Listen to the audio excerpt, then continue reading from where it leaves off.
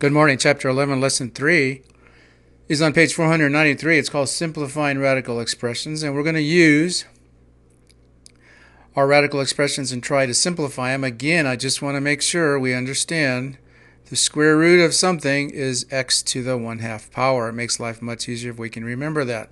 Let's start off with x to the 6th. Well, if we needed to, we could write this as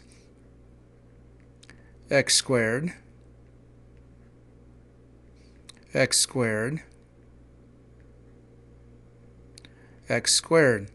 And we could simplify the square root of x squared we know is x times x times x, and that ends up with our answer of x to the 3rd power. Let's do it with our x to the 1/2 power rule, and this turns out that it turns out to be x to the 6th to the square root, which is really x to the 6th to the 1/2 power. And we know when we have that, we multiply the 2. 6 times 1 over 2 just turns out to be x to the 3rd. So either way, it's going to work. As we get more and more practice, we'll get faster and faster.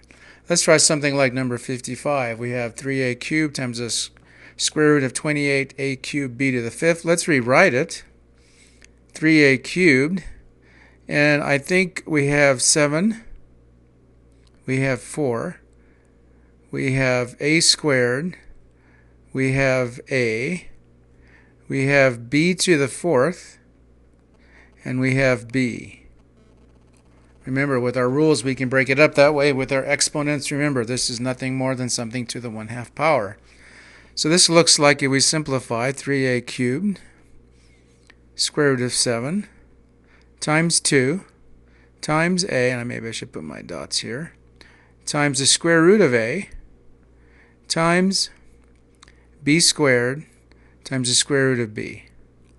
And what we can do is we can combine everything. We can make this 3 times 2 is 6, a to the 4th, b squared. And under the radical, we can stick everything else we have left, 7, a, and b.